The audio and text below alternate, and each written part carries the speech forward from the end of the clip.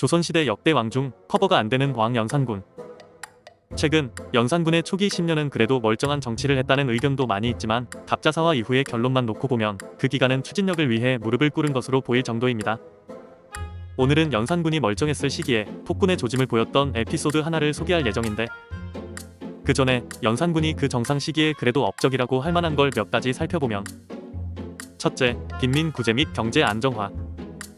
사창, 상평창 등을 통해 빈민 구제와 곡물 물가 안정에 신경을 썼고, 둘째, 국조보감 등의 서적 간행과 여지승남 등을 완성하여 학문과 문화의 발전을 장려했고, 셋째, 비융사를 설치하여 병기를 제작하고 변경 지역 주민들을 이주시켜 국방력을 강화했고 외구와 북방의 외세 위협에 대응하였으며, 넷째, 사가독서 제도를 부활시켜 관료들의 학문 연마를 장려하였습니다.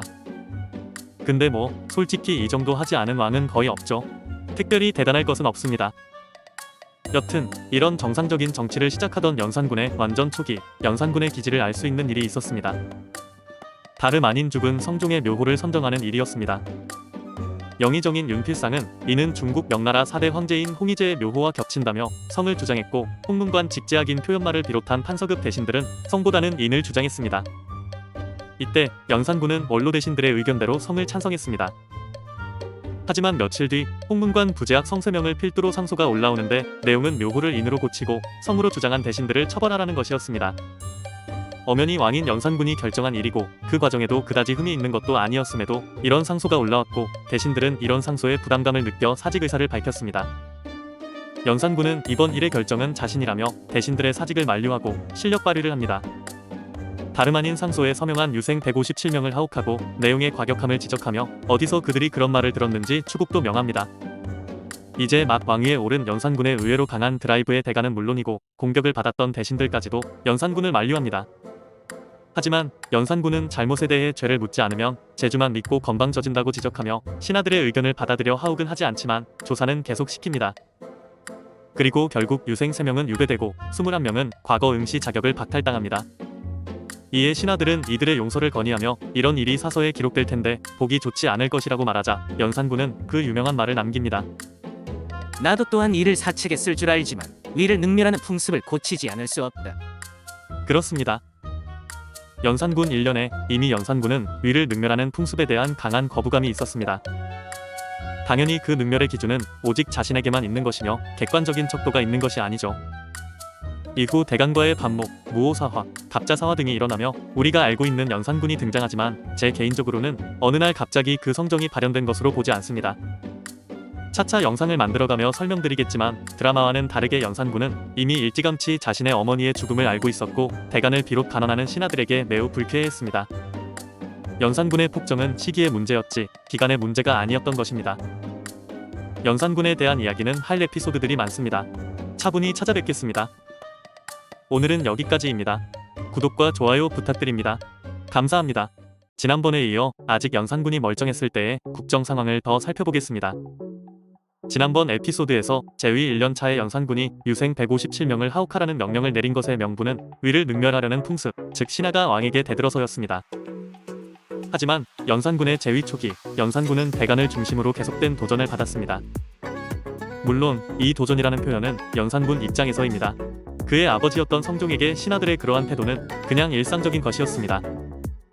즉 연산군은 유학의 왕인 성종과 성정이 달랐던 것이죠. 아직은 연산군이 정상 군주였던 시절 대간과의 티키타카를 한번 살펴보겠습니다. 어느 날 기생과의 불미스러운 일로 처벌을 받았던 외속부 윤탁로를 연산군이 사면하려고 하자 사헌부가 이 명령을 거부합니다. 연산군은 대간이라도 왕의 말을 들어야 한다며 재차 명을 내리지만 대간들은 군신의 관계 이전에 정의의 문제라며 또 거부합니다. 서너 번 반복되자 화가 난 연산군이 전원직위를 해제하고 의금부에 가두려고 합니다. 이 과정에서 연산군은 원로 대신들에게 자신의 결정이 이상하냐고 물었는데 좌의정 노사신이 요즘 대간들이 너무 왕한테 대든다며 연산군 편을 듭니다. 노사신은 이전에도 연산군의 수륙제를 편들어 대간들에게 연액관으로 찍혀 있었는데 이번에 또 자신들을 막아서니 대간들은 노사신을 간신 취급합니다. 대간들은 노사신의 처벌을 요구했고 연산군이 거절하자 또다시 대간들의 사직과 복직이 반복되는 짜증나는 상황이 벌어집니다. 정문형의 우의정 임명 때도 마찬가지였습니다. 정문형은 그 유명한 정도전의 증손자로 다소 무색무취한 인물이었습니다. 이에 대관들은 정문영이 그동안 관직에 있으면서 특별히 잘한 것이 없다며 임명을 반대했고, 영산군은 특별히 잘한 것은 몰라도 특별히 잘못한 것도 없는데 명을 거둘 수 없었습니다. 이에 또다시 사직, 복직쇼. 대간의 이러한 행태가 길어지자 영산군은 다시 대신들을 불러 이 일에 대해 회의했는데, 대신들이 대간들의 눈치를 보며 은근히 대간의 편을 듭니다. 영산군은 화를 눌러 참고 결국 대간의 의견을 따릅니다. 그리고 숨을 돌린 후 이번에는 필살 카드를 꺼내듭니다. 다름 아닌 영산군의 친모인 패비 윤식의 묘에 관한 것이었습니다. 사사당하며 폐비된 영산군 모친 윤씨 의묘는 영산군의 눈에 제대로 관리되지 않고 있었고, 영산군은 이를 옮기려 했습니다. 상당수의 대신은 폐비 사건과 관련하여 크게 작게 책임들이 있었기에 눈치를 보며 영산군에게 찬성하였는데, 역시나 대간은 또 반대하기 시작했습니다. 대간들은 성종의 명이라며 묘를 옮기는 것까지야 어쩔 수 없다 하더라도 얘를 높이는 것은 안 된다고 주장합니다. 영산군은 어미에게 효도하는 게 무슨 죄냐라고 따졌지만, 대간은 임금의 효는 다르다고 강조합니다. 이번에는 영산군이 참지 않고 강행하자 대간들은 또다시 전원사직에 들어갑니다. 그리고 또다시 사직, 복직쇼. 성깔 있는 영산군의 분노 게이지가 쌓이고 있었을 겁니다. 그리고 결국 게이지 폭발의 명분이 생기죠. 다음에는 첫 폭발, 무오사화를 다루어 보겠습니다. 구독과 좋아요 부탁드립니다. 감사합니다. 지난번 영상 두 편을 보시면 영산군은 제위 초부터 신하들이 위를 능멸하는 풍습의 발작 버튼을 가지고 있었으며, 동시에 대간을 중심으로 계속된 영산군 길들이기의 시도가 있었음을 알 수 있습니다. 이런 상황이 흘러가며 드디어 연산 4년이 되었습니다. 그리고 조선의 4대 사화 중 하나인 무오사화가 일어납니다. 시작은 실록을 만드는 실록청 담당 이극돈이 사초를 보다가 자신을 비난하는 내용이 있어 담당인 김일손을 찾아가 수정을 요청하지만 김일손이 거부를 하는 것에서 출발합니다. 하지만 출발이 그랬을지언정 김일손의 기록들은 다소 논란거리가 있었던 것도 사실입니다. 특히 세조가 아들인 의경세자의 후궁권 씨에게 관심을 가졌다거나, 문종 부인의 관을 바닷가에 버렸다거나, 김종서, 황보인 등이 절개가 있었다거나 하는 등 출처가 부정확하거나 세조의 반대편 입장의 내용이 상당했습니다. MBTI-I로 혈액형 A형으로 추정되는 이극도는 권력의 움직임에 민감한 간신의 대명사 유자광에게 이 내용을 흘렸고, 유자광은 이 일을 키우기 시작합니다. 영산군은 이 사실을 알고 사초를 다 가지고 오라고 명하고, 이극도는 일이 이렇게 되자 임금이 사초를 다 보는 건 말이 안 되고 자기가 추려오겠다고 합니다. 그리고 드디어 김일손이 체포되어 조사를 받는데, 김일손이 작성한 내용의 출처자들이 연루되며 계속 일이 커집니다. 그리고 하이라이트. 유자광이 김일손의 사초에서 조의제문을 발견합니다. 김일손의 스승인 살인파의 거두 김종직이 지은 글로 초나라 신하인 항우가 회왕을 죽이고 왕위를 찬탈하는 것을 비판하는 내용이었는데, 유자광은 이것을 항우가 세조이며 회왕이 단종이라는 논리를 내세워 이는 대역죄라는 그림을 그립니다. 이쯤 되면 김종직의 디펜스는 불가능해진 것이었고, 김종직 라인들도 관련 사안들의 강력한 처벌을 요구해야 했습니다. 그리고 예상대로 서늘한 칼부림. 이미 죽었던 김종직은 부관참시, 김일손, 권오복, 권경유 등은 능지처참, 표영말, 최부, 김갱필 등 김종직의 제자들은 장백대, 유배 등을 당했으며, 심지어 이 일의 첫 발단을 일으켰던 이극돈도 보고를 빨리 하지 않았다는 이유로 파직당합니다. 기본적으로 무오사화는 훈구파에 의한 살인파의 약화가 주요 골격으로 보입니다.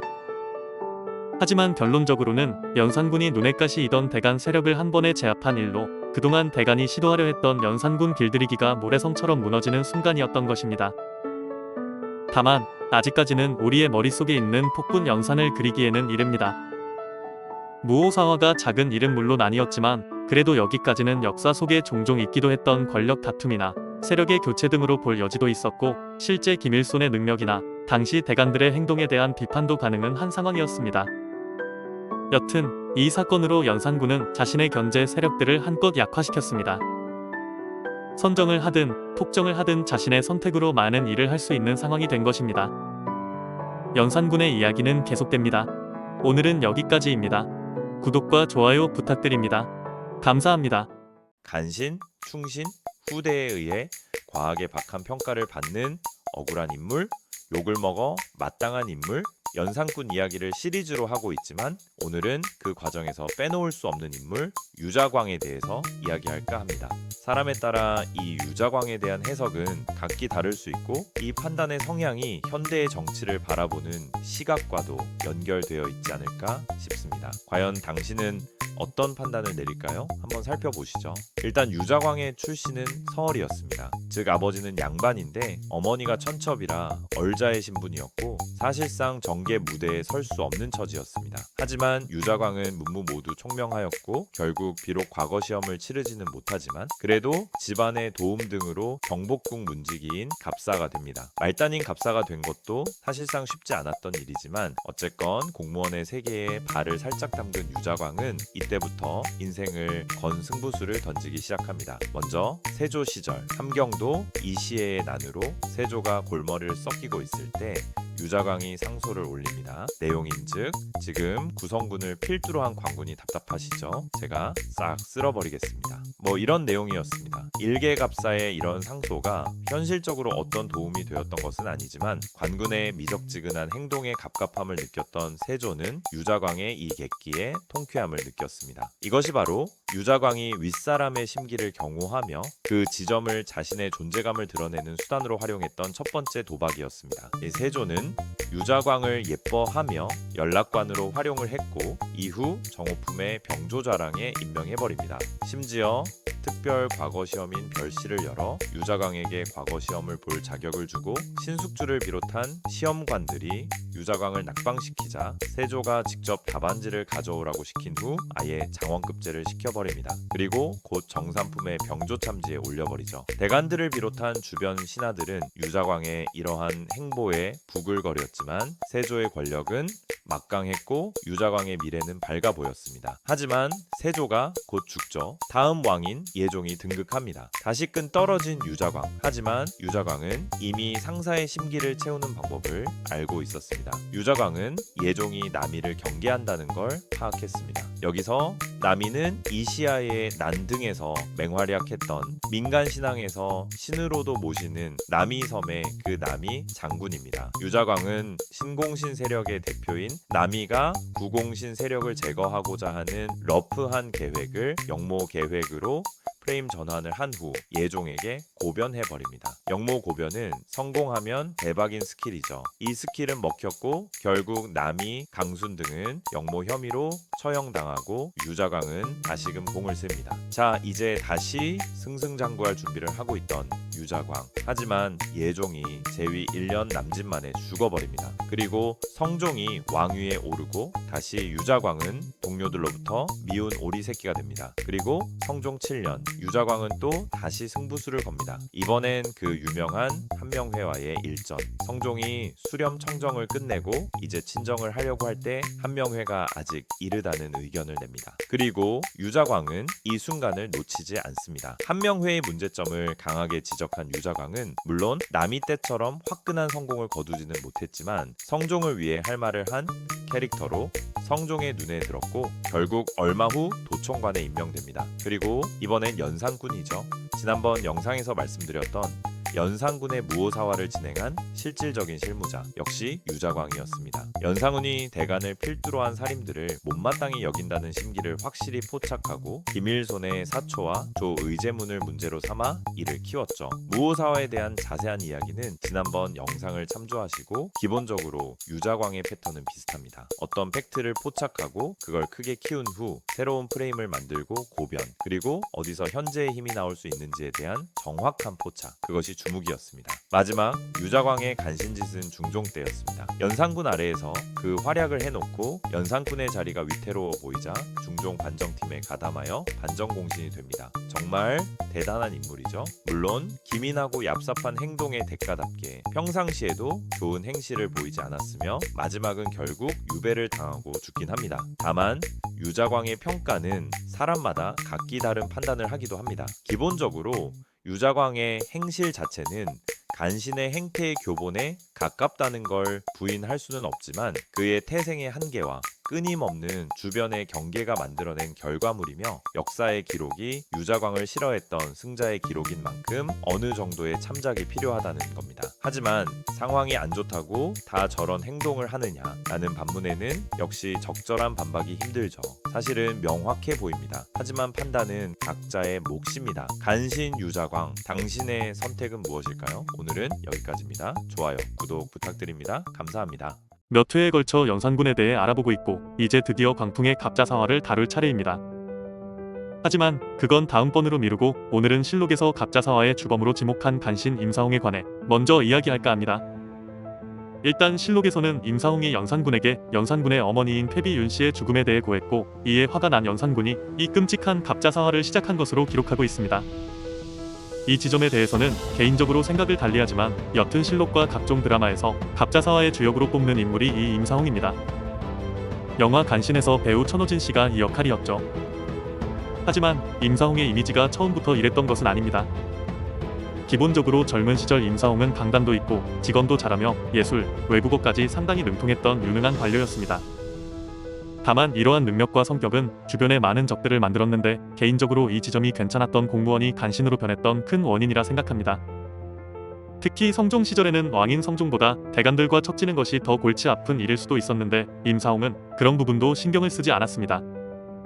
특히 성종 9년 황사비가 심하게 내리자 3사에서는 이를 하늘이 주의를 주는 것이라며 금주령을 내리는 등 근신이 필요하다고 했는데 임사홍은 황사비는 자연현상인데 무슨 헛소리냐며 간언했고 이런 행동들은 대간들의 분노를 낳기에 충분했습니다. 게다가 임사홍은 효령대군의 손녀인 이씨와 결혼한 인척이었고 그의 아들 임광재는 예종딸인 현숙공주와 또 다른 아들 임숭재는 성종의 딸 휘수공주와 결혼하여 왕들과 겹사돈이었으니 시기도 적지 않았을 겁니다.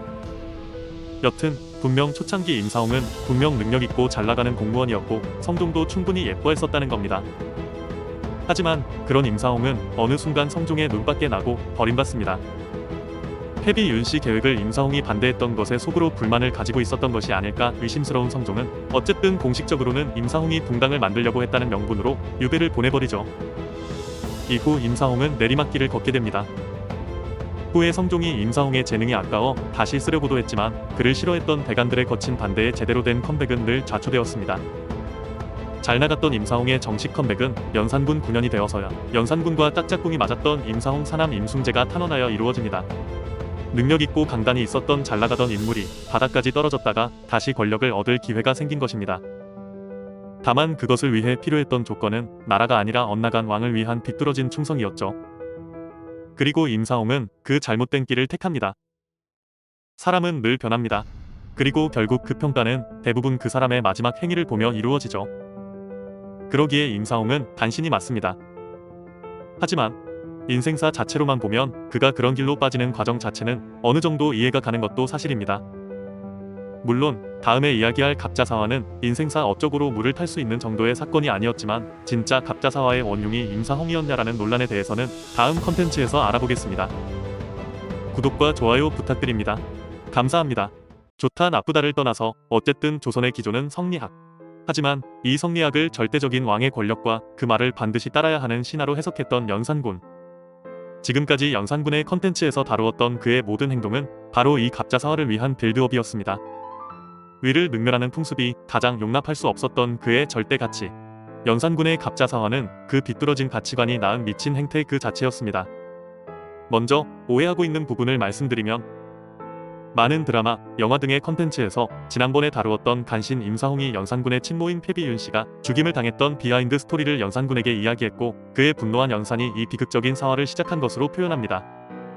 하지만 연산은 이미 죽기 초부터 자신의 어머니인 윤씨가 어떻게 죽었는지 알고 있었습니다. 먼저 연산 1년 3월 16일 자실록을 보면 연산이 성종의 묘지문을 보다가 승정원에게 여기 쓰인 윤기견이 누구지? 영돈영 윤호를 잘못 쓴 거 아냐? 라고 묻자 승지들이 맞게 쓴 겁니다. 패비 윤씨 아버지인데 윤씨가 왕비로 책봉되기 전에 죽었습니다. 라고 대답합니다. 이때 왕이 비로소 자신의 어머니인 윤씨가 죄로 폐위되어 죽은 것을 알고 수라를 들지 않았다고 기록하고 있습니다. 또 연산 8년 2월 5일 자실록을 보면 첩이 참수하는 것을 제대로 따져보지 않고 왕후를 폐위시킬 때 조정 신하들은 가나는 게 좋은가? 아니면 따르는 게 좋은가? 라는 주제로 승정원과 홍문관에 각각 논과 율시를 지어 바치게 합니다. 완벽하게 후궁들이 자신의 어머니 패비 윤씨를 죽게 한 일에 대해서 당시의 신하들의 행태를 빗댄 말이었습니다. 즉 실제 임사홍이 연산군에게 당시의 일을 고했든 고하지 않았든 갑자사화가 그 타이밍에 일어났던 것의 원인이 패비 윤씨의 사건일 가능성은 작다는 것입니다. 그냥 그 일을 핑계 삼아 지금까지 쌓아왔던 절대 왕권 구축의 빌드업을 터뜨렸다는 것이 맞는 해석일 듯합니다. 여튼 갑자년인 연산 10년 3월 20일 미친 광풍인 갑자사화가 일어납니다. 연산은 자신의 어머니를 모함했다는 이유로 성종의 후궁이었던 엄수계와 정소용을 끌고 와 팹니다. 진짜 그냥 팹니다. 게다가 안양군 이항과 봉안군 이봉을 끌고 오는데 이들은 정씨의 아들이었습니다. 연산군은 이들에게 자신의 어머니를 패라고 지시하는데 안양군 이항은 쓰러진 사람이 누군지 몰라 매질을 하고 어머니임을 눈치챈 봉안군 이봉은 몽둥이를 들지 못했습니다. 결국 두 명을 죽이고 연산은 팔을 들고 계모인 자순대비를 찾아가 난동을 부립니다.